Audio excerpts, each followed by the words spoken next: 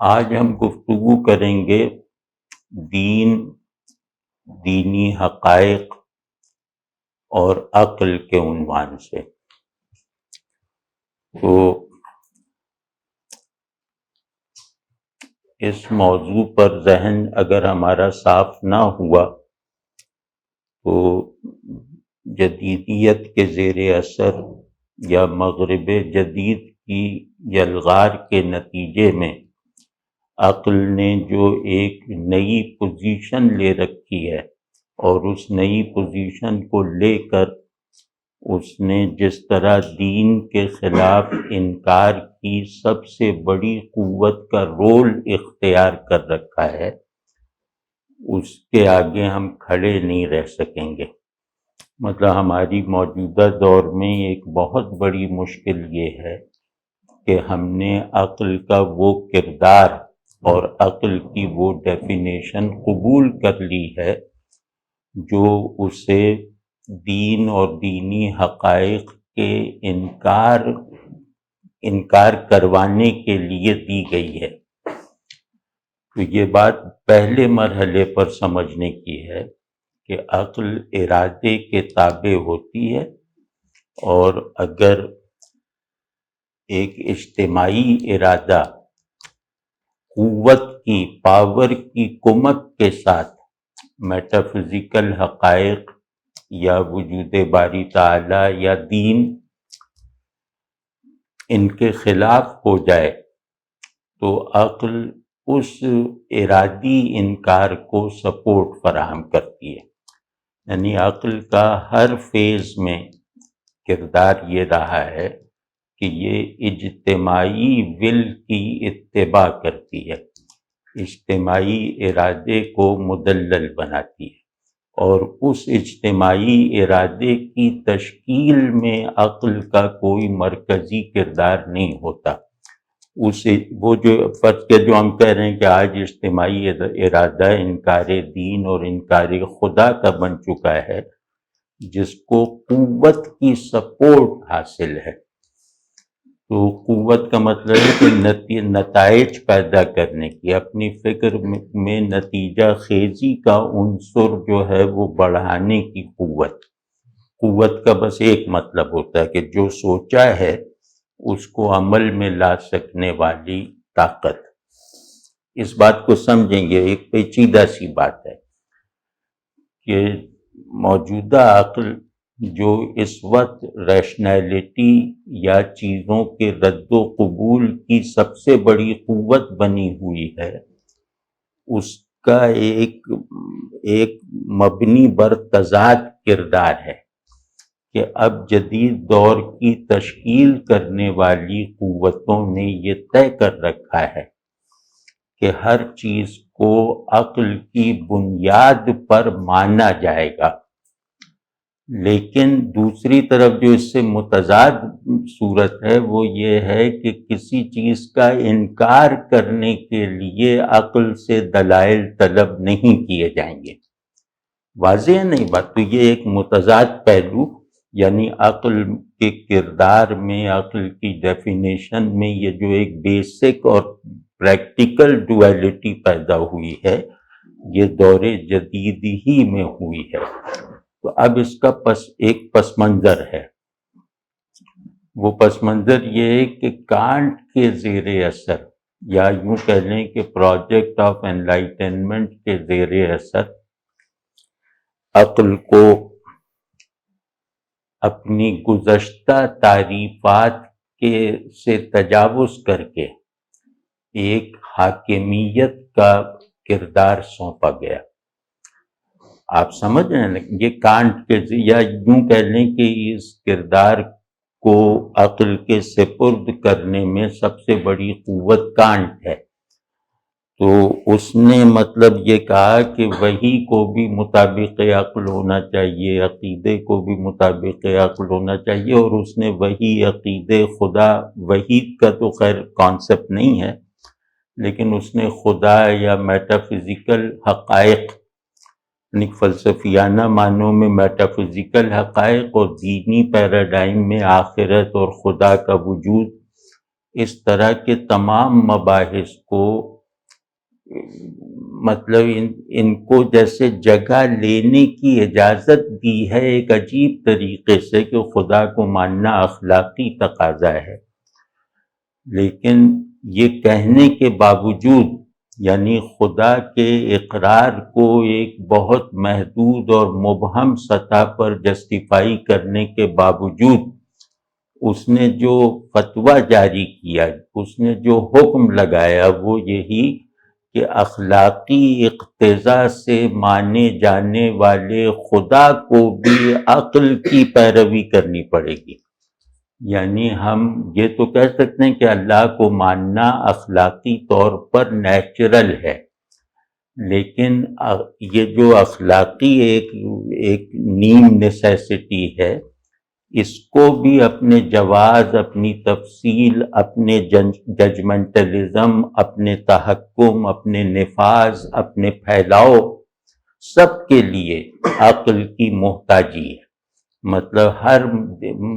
مطلب میں اپنے لفظوں میں کہوں تو ہر دینی ٹیکسٹ مطابق عقل ہونے کا پابند ہے، اور جس عقل کے مطابق ہونے کا پابند ہے وہ عقل وہ ہے جو حواس سے اپنا ڈیٹا لیتی ہے اور اس پر حکم لگاتی ہے، وہ عقل جس کے تمام علوم امپیریکلی ویریفائیبل ہوں۔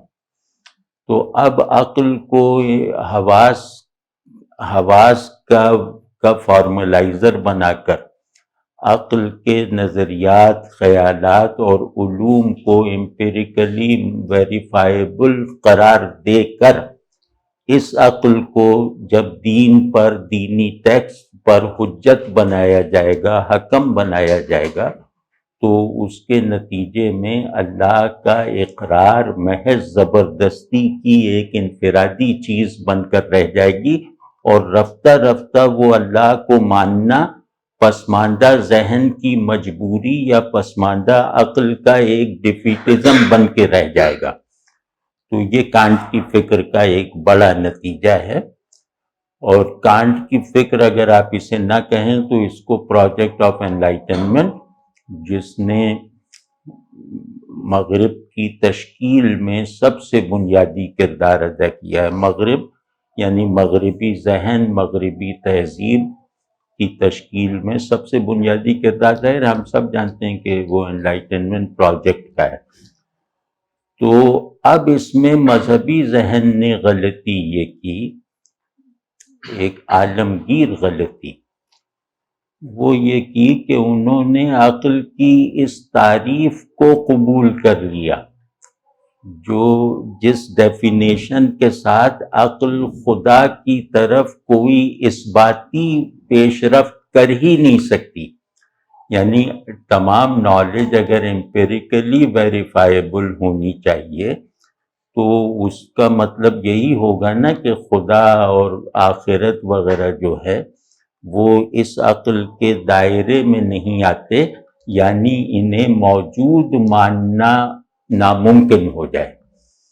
تو یہی عقل کی یہی ڈیفینیشن پھر کیپٹلزم کے تحت یا مختلف سماجی تھیریز یا تہذیبی مقاصد جو طے کیے گئے، انسان کا بیسک تصور جو بدلا گیا، انسان کو جو ایک خود مختار اور نیچر سے مجبور مخلوق جو بنا کے پیش کیا گیا، مطلب یہ ایک عجیب تضاد ہے کہ انسان اپنی ماہیت میں خود مختار ہے، اپنی فعلیت میں نیچر سے مجبور ہے، میٹر سے مجبور ہے، قوانین فطرت سے مجبور ہے، اور قوانین ہدایت کے رد و قبول میں وہ خود مختار ہے۔ تو خیر ہم ابھی ان کے فلاز بعد میں دیکھیں گے۔ دینی ذہن کی کوتاہی یا سہل پسندی یا مغلوبیت یہ ہے کہ اس نے عقل کی یعنی عقل کو پریکٹیکل ریزن کے معنوں میں قبول کر لیا۔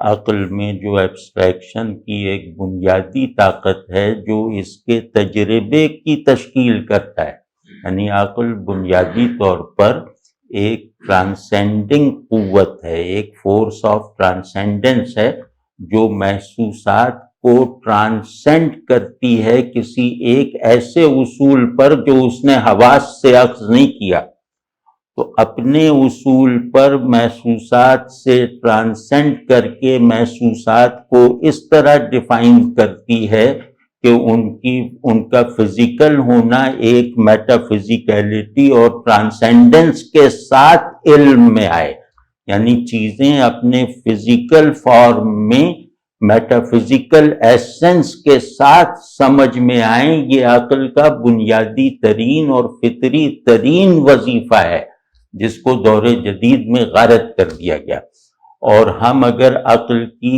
اس تعبیر پر اصرار کرتے تو آج ہم الحاد کی عقلی اور علمی یلغار کے سامنے عملاً اس طرح بے بس نہ ہوتے۔ آج ہم ایسے علوم پیدا کرتے کہ جن علوم میں عقل ایگزاسٹیولی شریک ہو سکتی۔ آپ سمجھ گئے نا؟ اب موجودہ صورتحال یہ کہ اب تمام علوم، جدید علوم، یہ الحاد کی نرسریز ہیں۔ کوئی وجہ ہے کہ جدید تعلیمی اداروں میں اس وقت یا مستقبل قریب میں منکرین کی اکثریت ہو جائے گی، تو وہ یہی وجہ ہے نا کہ ہم نے ریزن کو اس کی اصل تعریف کے ساتھ قبول نہیں کیا، اور اس اصل تعریف کو پیش نظر رکھ کر اپنے علوم پیدا نہیں کیا، یعنی دنیا سے متعلق علوم بھی ہم نے عقل کی کلاسیکل ڈیفینیشن کی روشنی میں نہیں پیدا کیے، اور اگر علوم نہ بھی پیدا کیے ہوں تو جو پیدا شدہ علوم ہیں ان پر عقل کو اس کی اوریجنل ڈیفینیشن کے ساتھ حاکم نہیں بنایا۔ تو اب دوسرا جو مسئلہ ہے وہ یہ ہے کہ جو میں نے کہا کہ عقل کی پہلی مرتبہ انسانی تاریخ میں ایسا ہوا کہ عقل کو اس طرح ڈیفائن کیا گیا کہ اس میں موجود، یعنی اس ڈیفینیشن میں موجود تضاد کو قابل قبول بنوا دیا گیا۔ وہ تضاد وہی ہے جو میں نے عرض کیا کہ یہ اللہ کو نہ ماننے کے لیے بہت بڑی وہ اللہ کو نہ ماننے کا مزاج رکھتی ہے، نہ ماننے کی دلیل نہیں رکھتی۔ آپ سمجھیں، عقل کی تمام دلیلیں، میں ایک اور بات جو ممکن ہے تھوڑا سا غیر متعلق ہو لیکن وہ ہمیں اب درست تصور عقل تک پہنچنے میں مدد فراہم کر سکتی ہے کہ عقل اصل میں سلبی استدلال کی قوت نہیں ہے، یعنی اپنی فنکشننگ میں عقل سلبی استدلال کرتی ہے کہ 2 + 2 5 نہیں ہوتا، تو اب اس کا انکار بھی عقل کی قوت سے کیا جائے گا نا۔ تو لیکن عقل اپنی ساخت میں، اپنی ماہیت میں ایجابی کردار ادا کرتی ہے، یعنی اثباتی کردار ادا کرتی ہے۔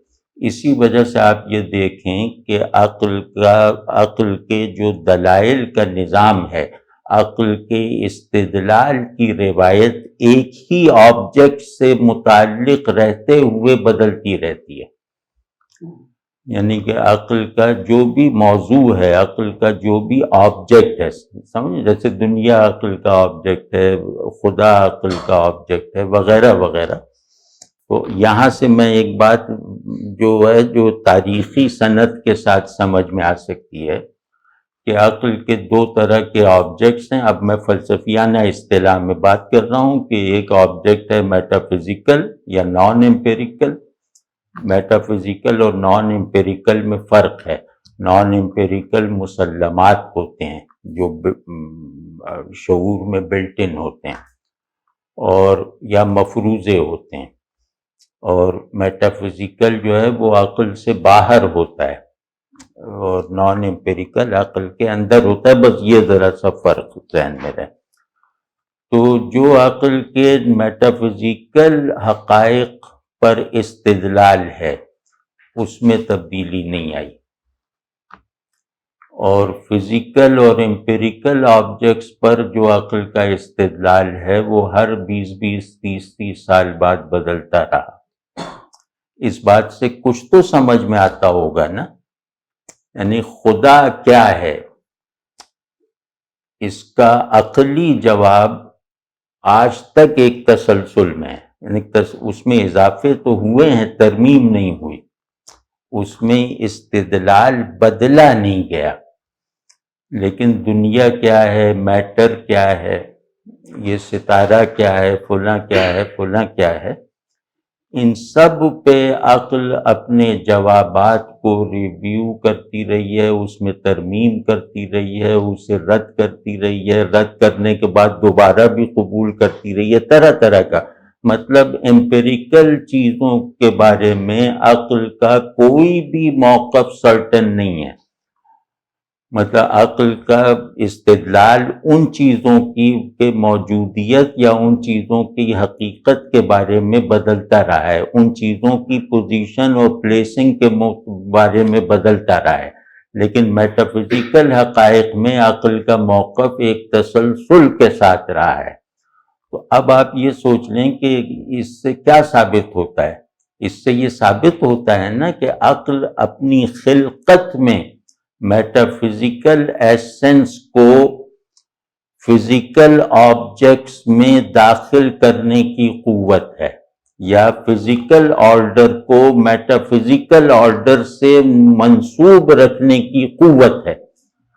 تو اگر آدمی عقل کی کوئی ایسی ڈیفینیشن کر دے جس میں عقل کا یہ خلقی، یہ فطری کردار مجروح ہو جائے، یعنی عقل کو اس کے اندر سے سکیڑ دیا جائے، تو پھر اس کے وہی نتائج نکلیں گے جو آج نکل رہے ہیں کہ میٹافزیکل حقائق جو ہیں وہ قابل اعتبار نہیں ہیں، لائق تسلیم نہیں ہیں، اور فزیکل آبجیکٹس جو ہیں وہ واجب التسلیم ہونے کے باوجود اپنی کوئی علمی قطعیت نہیں پیدا کر پاتے، اپنی کوئی استدلالی حتمیت نہیں پیدا کر پاتے۔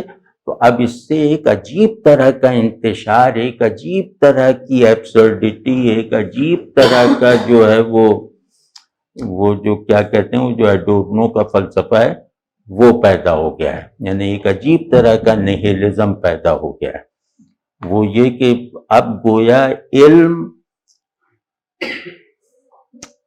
علم اضافی ہو کے رہ گیا ہے، یعنی اب چیزیں حقیقی ہیں، یعنی چیزوں سے مراد یہ کہ محسوسات حقیقی ہیں، محسوسات کا عقلی ورژن ریلیٹیو ہے۔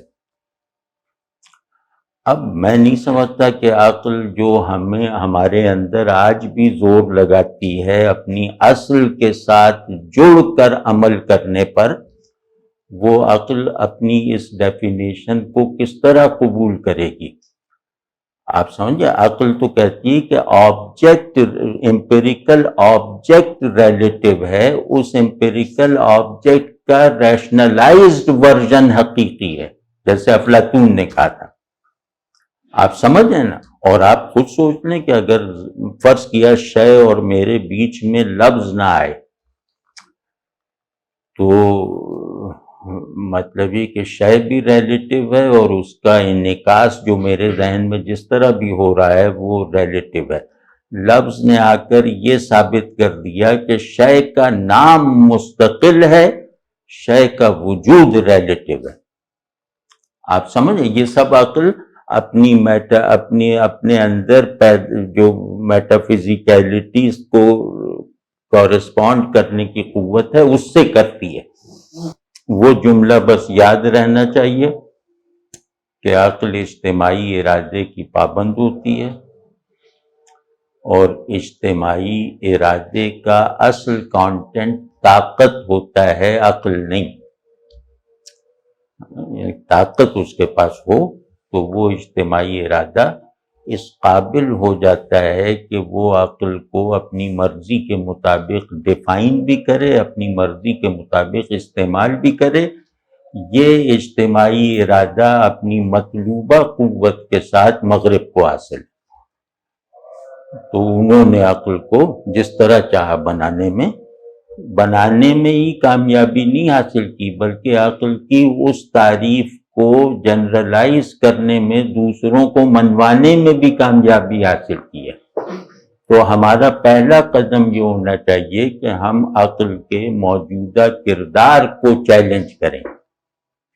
یعنی پہلی بحث یہ نہیں ہے کہ خدا ہے یا نہیں، پہلی بحث یہ ہے کہ تم جسے عقل کہتے ہو وہ عقل ہے یا نہیں ہے۔ تو عقل کے بارے میں ہم نے بات کی، اور عقل کے بارے میں جو ایک عقل کی تعریف سے جو انحراف آیا اس پہ بات کی۔ اب دین کیا ہے؟ دین اپنی ساخت میں کوئی آئیڈیا نہیں ہے، دین اپنی ساخت میں کوئی فکر نہیں ہے، کوئی نظریہ نہیں ہے۔ دین اپنی ساخت میں ریشنل نہیں ہے، کیونکہ ریشنل وہ چیز ہوتی ہے جو آبجیکٹس پر تصرف کرنے کے لائق بناتی ہے عقل کو۔ یعنی عقل کی حکومت شے پر قائم ہو جائے تو وہ ریشنلٹی پیدا ہوتی ہے۔ تو دین اپنی ساخت میں ریشنل نہیں ہے، ذہنی نہیں ہے، محض اخلاقی نہیں ہے۔ تو یہ اپنی ساخت میں ایک خبر ہے جو ججمنٹ کی طرح ہے۔ یعنی وہ خبر کی دو ساخت ہوتی ہیں نا۔ خبر کی ایک بناوٹ یہ ہوتی ہے کہ ممکن ہے ایسا ہوا ہو یا ممکن ہے آئندہ ایسا ہو۔ تو اس طرح مبنی بر گمان اطلاع کو بھی اصطلاح میں خبر کہتے ہیں۔ تو دین ایک ایسی خبر ہے جو گمان کو اپنے اندر راستہ نہیں دیتی، جو شبہ اور شک کو اپنے اندر گوارا نہیں کرتی، جو ذہن سے مکمل تسلیم کا تقاضا کرتی۔ تو یہ کوئی الگ سے بات نہیں ہے، بہت سی خبریں ایسی، خبروں کی جو دوسری کنسٹرکٹ ہے وہ ایسی ہے کہ وہ ذہن سے مکمل تسلیم کا مطالبہ کرتی ہیں۔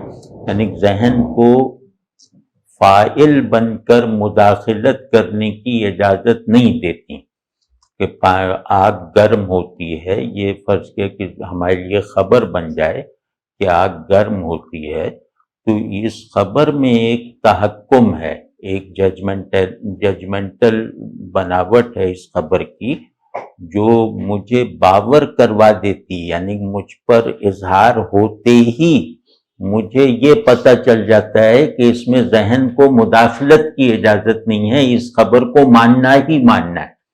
تو جو میرے شعور کے جو کانٹینٹس ہیں ان میں سے زیادہ تر کانٹینٹس اخبار پر ہیں۔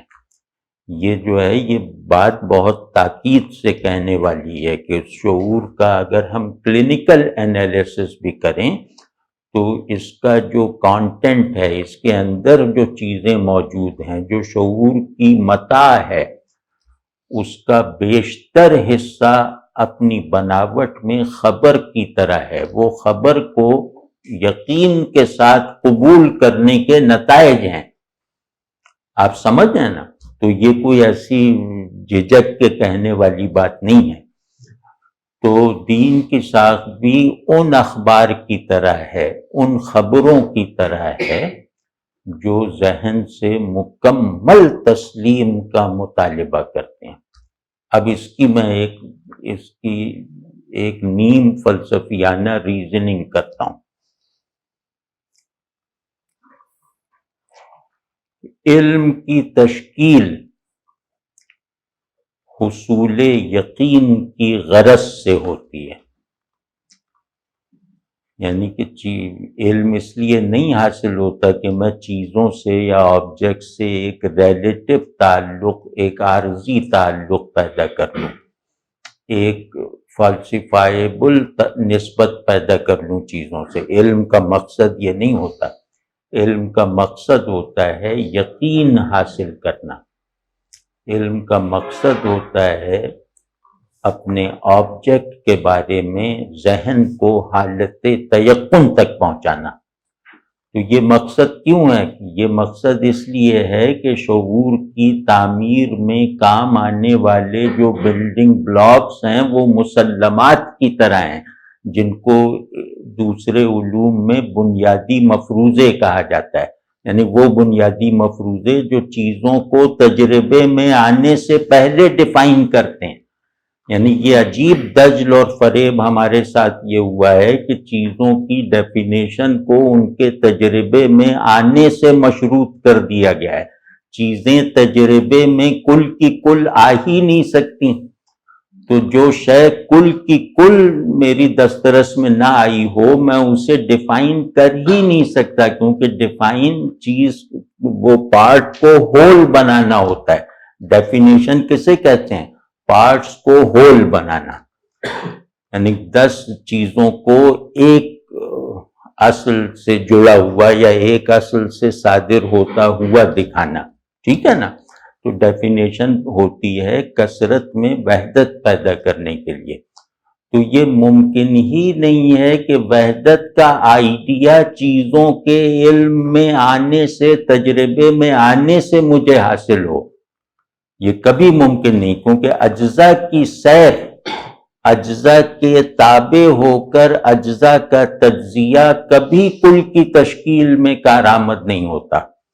اجزاء کی کثرت اور اس کثرت کے نتیجے میں پیدا ہو جانے والی لا تعلقی اور انتشار جس آئیڈیا آف وننس سے ایک ہول کی شکل اختیار کرتی ہے، وہ آئیڈیا آف وننس ذہن میں چیزوں سے تعلق پیدا کرنے سے پہلے کا ہوتا ہے۔ آپ کبھی دیکھ لیں کہ ہمارے جو بھی یقینی علمی دعوے ہیں، یعنی دنیاوی طور پہ میٹافزیکل نہ رکھیں، ان سب پر یہ اصول اپلائی ہوتا ہے کہ ہر چیز ٹیمپورل ہے۔ تو ٹیمپورلٹی ایک آئیڈیا ہے پہلے سے، جس سے چیزوں کا ٹیمپورل ہونا میں نے یقین کے ساتھ اس پر چیزوں پر اس کا اطلاق کر رکھا ہے، وغیرہ وغیرہ۔ یا خود وحدت ہے، وحدت کلی تجربے میں آ ہی نہیں سکتی، تجربے میں صرف کثرت آ سکتی ہے۔ تو یہ جو وحدت کا آئیڈیا ہے جو کثرت کے تمام اجزاء کو الگ الگ اور مجموعی طور پر ڈیفائن کرتا ہے، یہ آئیڈیا تو چیزوں سے تعلق سے پہلے کا ہے نا، اور یہ آئیڈیا اپنے مصداق کے ساتھ خارج میں موجود نہیں ہے۔ یعنی وحدت کے آئیڈیے کو پوری طرح مینیفیسٹ کر دینے والا کوئی آبجیکٹ میرے ذہن سے باہر موجود نہیں ہے، واضح ہے نا؟ تو اس سے پتہ یہ چلا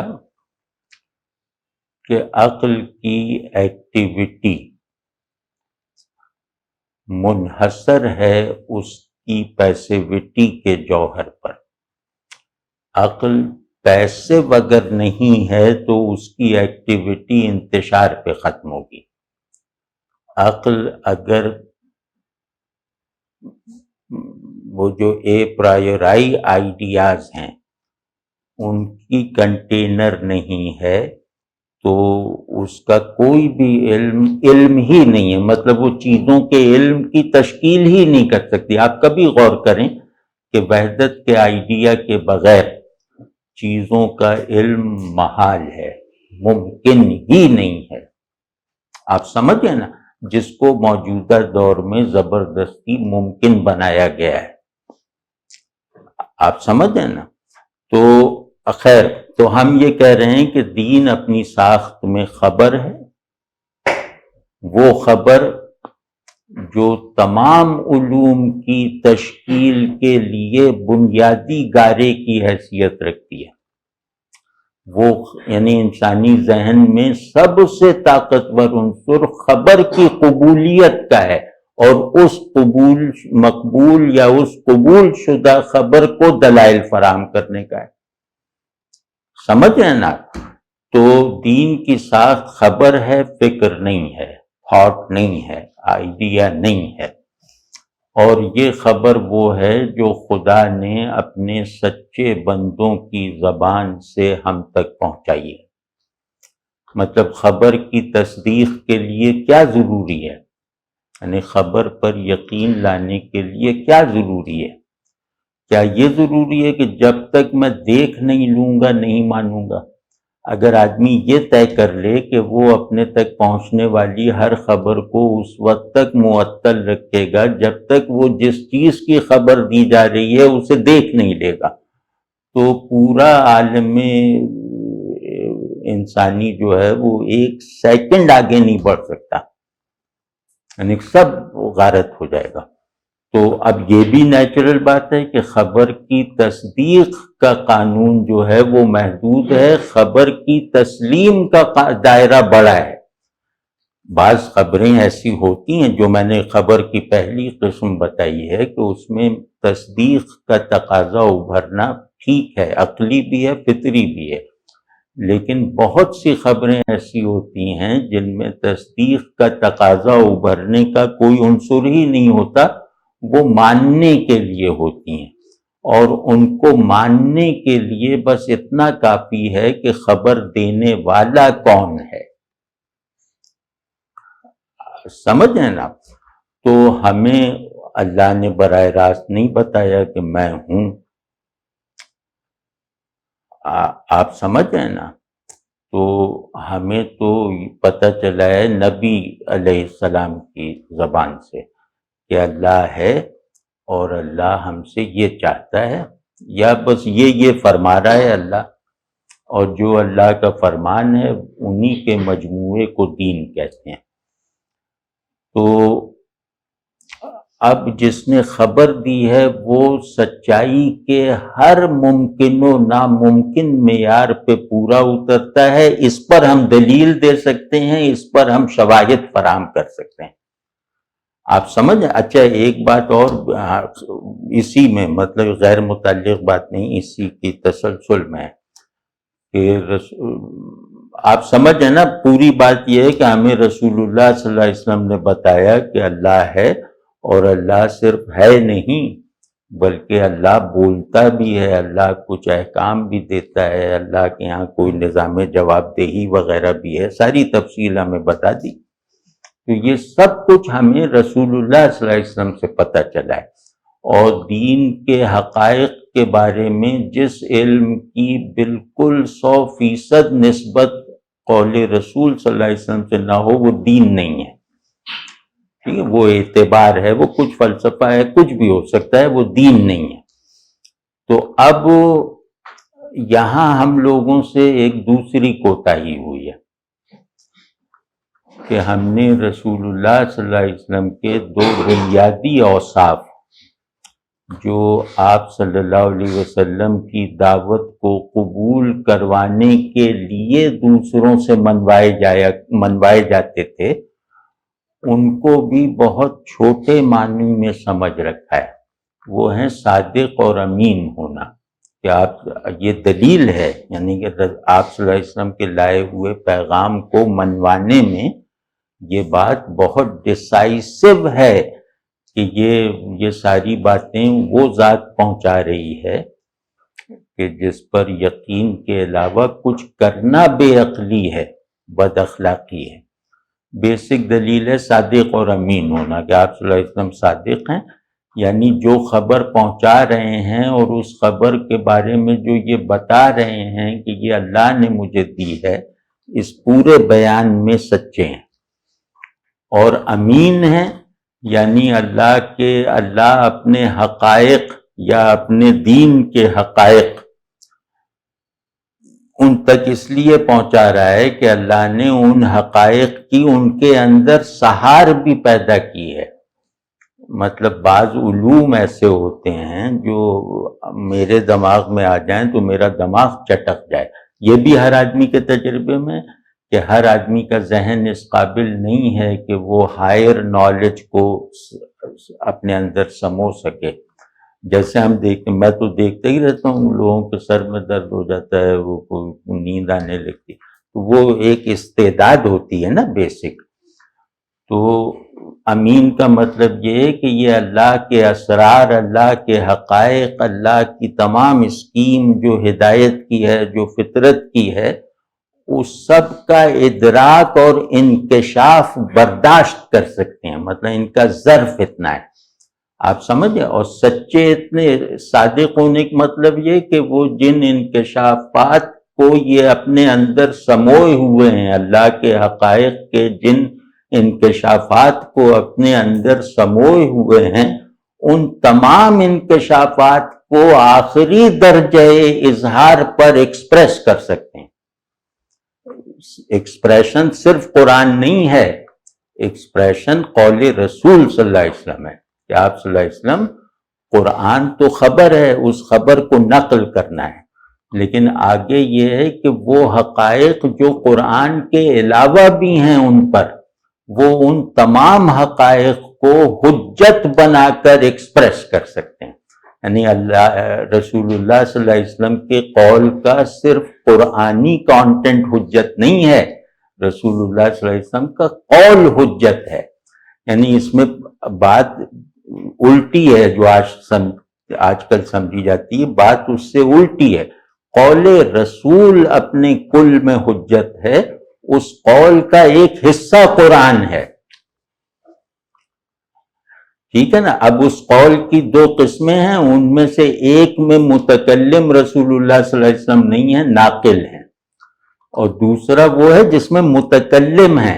تو آپ صلی اللہ علیہ وسلم سے بطریق نقل جو قول ظاہر ہوا ہے وہ بھی حجت ہے، اور بلحاظ متکلم جو صادر ہوا ہے وہ بھی حجت ہے، ان کی حجیت میں کوئی فرق نہیں ہے، آپ سمجھے نا۔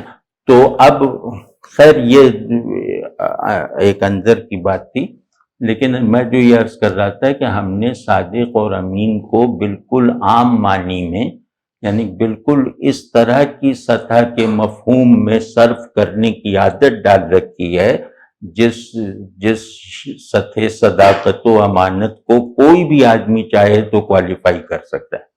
ایسا نہیں ہے، آپ صلی اللہ علیہ وسلم کا صادق اور امین ہونا ایک معجزے کے طور پر بیان ہوا ہے، یعنی یہ نہیں، ورنہ تو یہ کہ ایک آدمی ہے وہ ساری عمر جھوٹ سے بچ سکتا ہے، ایسے بہت سے آدمی ہوں گے جنہوں نے ساری عمر جھوٹ نہیں بولا ہوگا، ایسے بہت سے لوگ ہوں گے جنہوں نے ساری زندگی خیانت نہیں کی ہوگی۔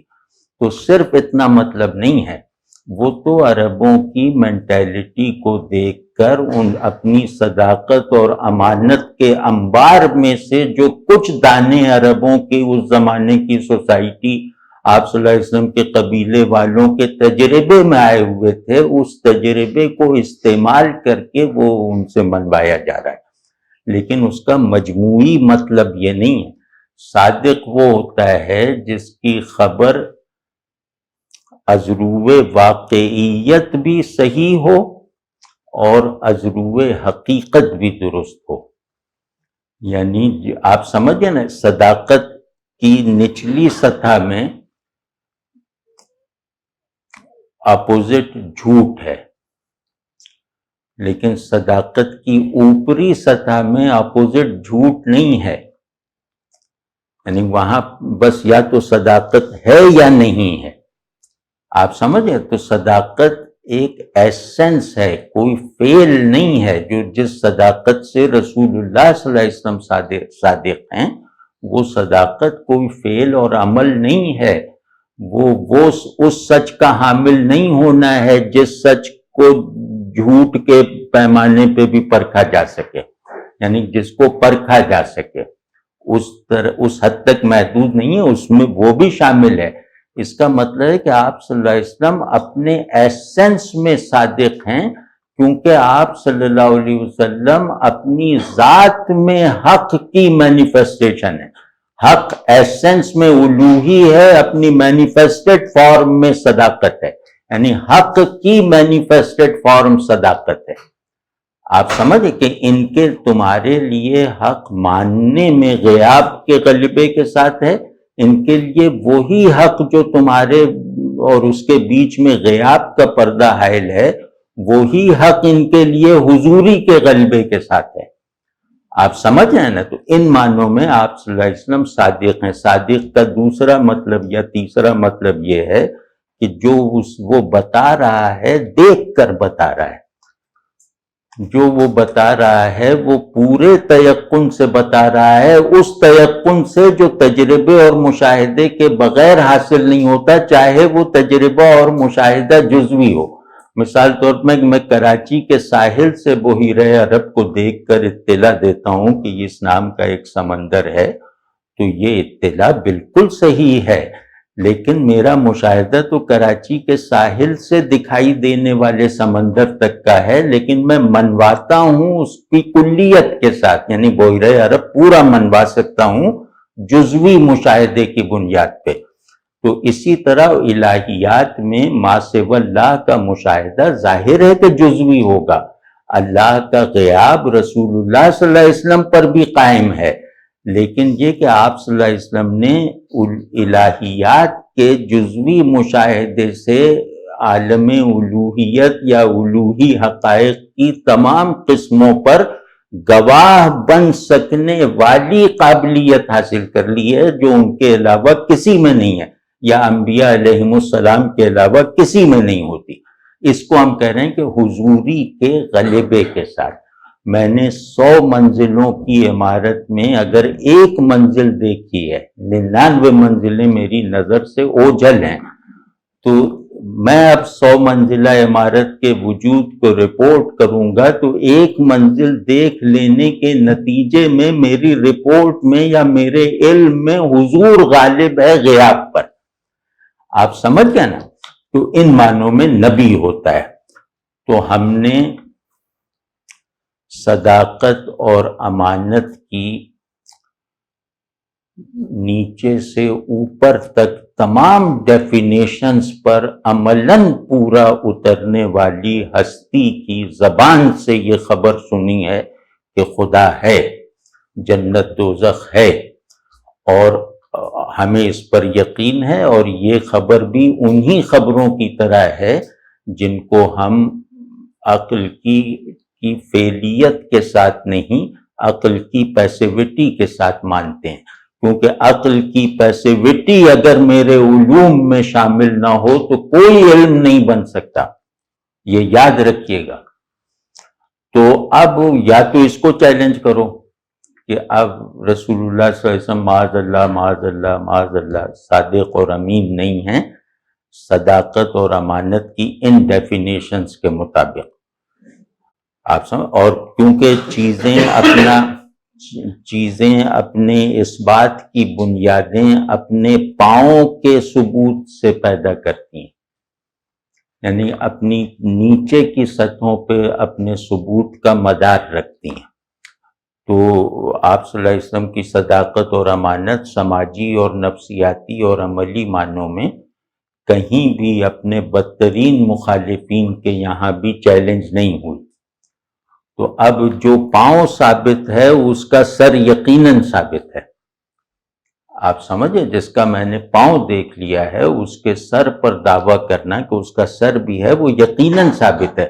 میں نے حقیقت کو اس کی نچلی مینیفیسٹیشنز میں دیکھ لیا ہے تو حقیقت کی بالائی مینیفیسٹیشنز پر یقین کرنا لازم ہے.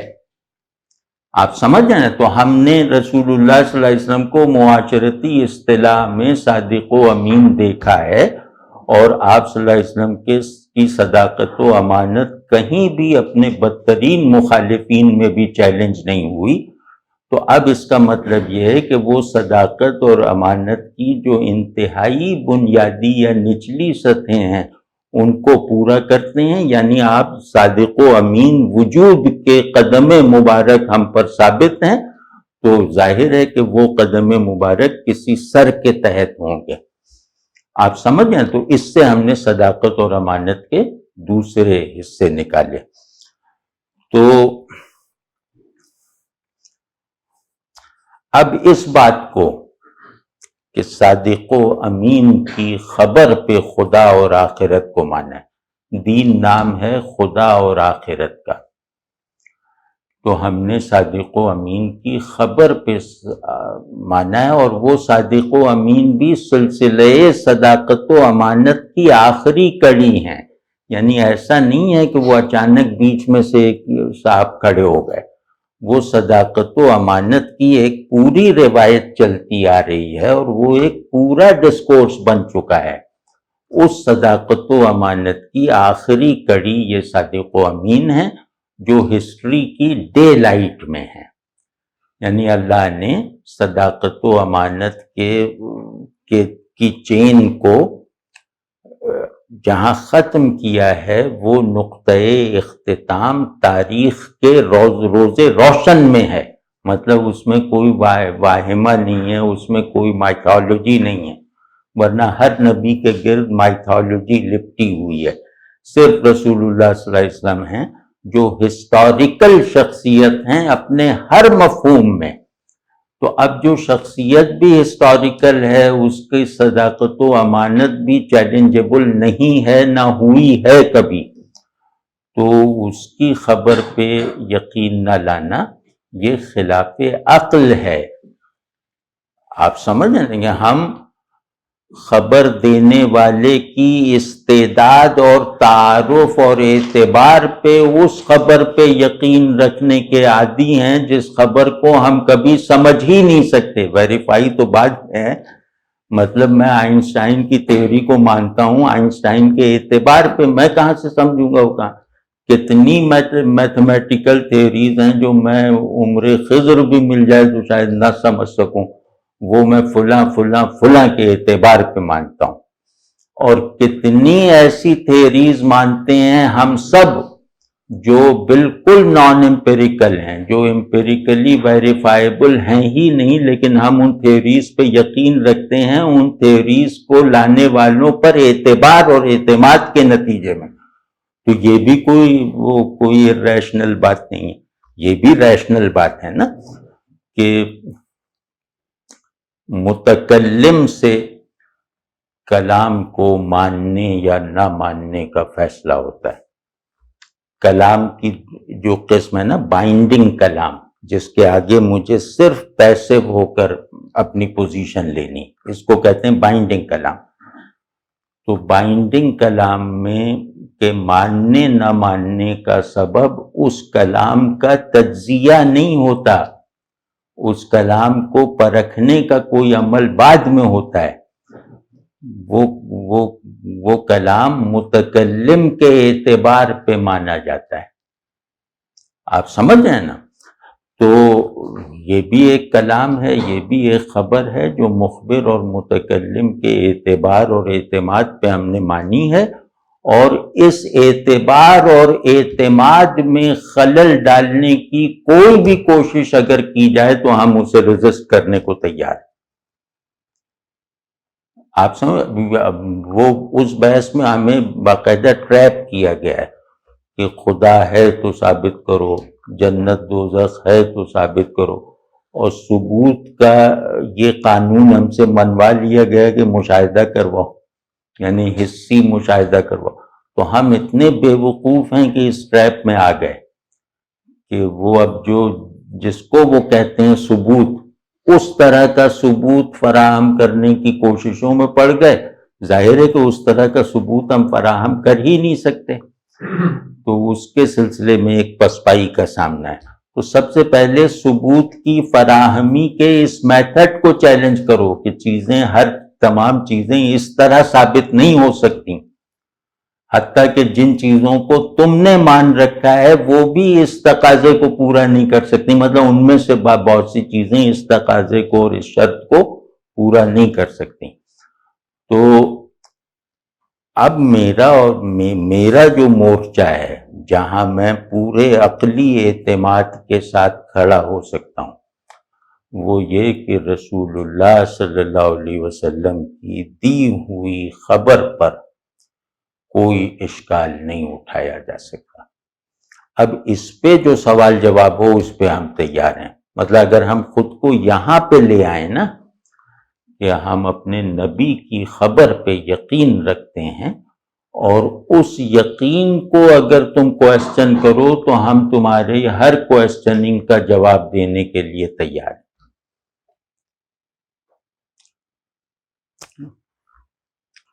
تو یہ پہلا سبق ہے الحاد کے آگے اپنی حفاظت کا۔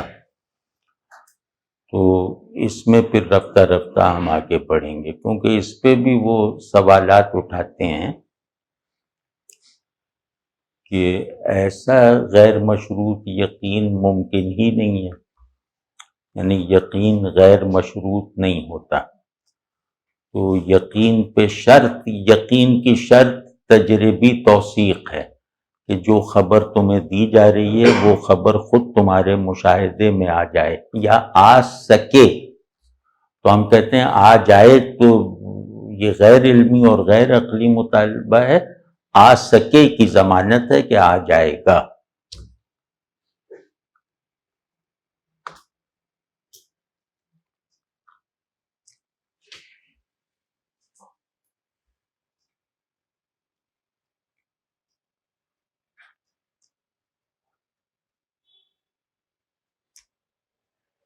میں اپنے تجربے سے کہتا ہوں کہ مجھے جن ملحدین یا منکرین خداوند باری تعالیٰ کا سامنا ہوا ہے، ان سے اپنا دفاع کرنا اور انہیں قائل کرنا آسان ترین کام ہے، لیکن آپ ذرا درست جگہ پہ کھڑے ہوں، ورنہ الزامی جوابات ہیں۔ جیسے وہ الزامی ہی جواب دیتے ہیں نا کہ خدا ہے تو کہاں ہے، خدا رحمان ہے تو یہ سب مصیبتیں کیوں، وغیرہ وغیرہ، اس کی ایک فہرست ہے۔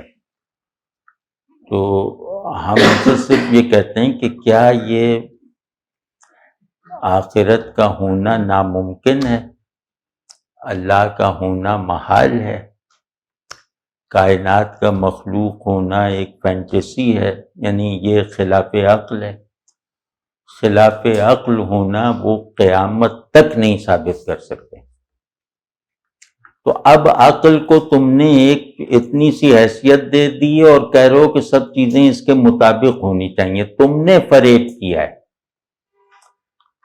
سب چیزوں کو عقل کے مطابق نہیں ہونا چاہیے، ہاریزنٹل محسوسات کو عقل کے مطابق ہونا چاہیے، ورٹیکل معلومات کو عقل کے مطابق نہیں، عقل کو ان کے مطابق ہونا چاہیے۔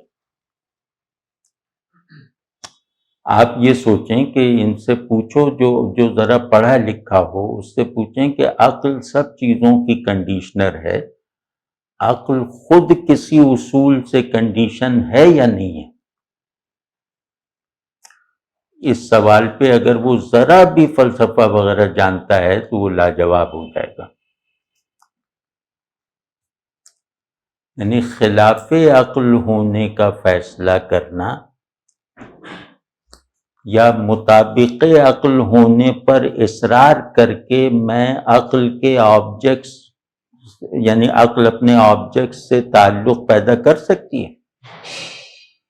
خدا کی قسم عقل نہیں کر سکتی اگر وہ اس پر اصرار کرے کہ میرا ہر آبجیکٹ میرے مطابق ہو۔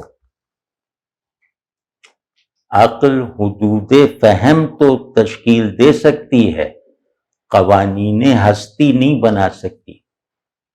ٹھیک ہے، حدود فہم ہے کہ میں کہوں کہ میں نے جنت کو دیکھا ہے، تو اب ایک عقل مند آدمی کا ایک جھوٹ مت بولو، جنت کو عقلاً نہیں دیکھا جا سکتا، بالکل ٹھیک ہے۔ تو یہ حدود فہم ہے نا، لیکن یہ کہ میں کہوں کہ میں جانتا ہوں کہ جنت نہیں ہے، یہ اس سے زیادہ خلاف عقل ہے۔ پھر اگلی مرتبہ ہم کازیشن پہ بات کریں گے۔ کازیشن کو بہت چالاکی اور چابک دستی سے عقل کے مذہبی استعمال کے تمام دروازے مغرب نے بند کر دیے ہیں، اور ہم نے اپنے آپ کو اس گنبد بے در کا قیدی بنا لیا ہے۔ اس سے کیسے نکلیں گے؟ جب آپ انہی کے بنائے ہوئے گنبد بے در میں رہیں گے تو نکلنے کا راستہ کہاں سے پائیں گے؟ اس گنبد بے در میں وہ ہتھوڑے کے بغیر جانا بے عقلی ہے، تو آپ ان چیزوں کو چیلنج کریں، مطلب کہیں کہ تمہارا تصور عقل غلط ہے، تمہارا تصور علم فالٹی ہے. تو اس پہ انشاءاللہ اسی عقل اور علم کے تصورات، یعنی اب اگلا موضوع ہوگا، اب میں چاہ رہا ہوں کچھ نشستیں میں ہی کرتا رہوں، اگلا موضوع ہوگا ایپسٹیمولوجی اور آنٹولوجی میٹا فزکس کے کانٹیکسٹ میں. اور پھر میٹا فزکس کسے کہتے ہیں کہ ہر شے میں ایک چیز ہوتی ہے جو ماورائے ادراک ہے، اس کو سب مانتے ہیں. جیسے کانٹ کی اصطلاح میں تھنگ ان اٹ سیلف، کہ چیز اصل میں کیا ہے، یہ ناقابل علم ہے، ناقابل ادراک ہے. تو اور چیز اس ایسنس کی حامل ہے، یعنی ہر معلوم اور محسوس شے ایک ایسے جوہر کی فزیکلی حامل ہے جس کا ادراک نہیں ہو سکتا. تو یہ اس شے میں بلٹ ان میٹا فزیکیلٹی نہیں ہے. تو ہمارا دعویٰ یہ ہے کہ میٹا فزیکیلٹی کے بغیر نہ علم کی تشکیل ہو سکتی ہے، نہ وجود کا قیام ہو سکتا ہے. تو وجود کے قیام کو تو وہ مانتے ہیں، علم کی تشکیل پہ ہم اصرار کر سکتے ہیں. تو اگلی مرتبہ اگر یاد رہے تو یاد دلائے گا کہ ہم میٹا فزکس کے کانٹیکسٹ میں آنٹولوجی یعنی علم الوجود اور ایپسٹیمولوجی یعنی علم العلم پر بات کریں گے.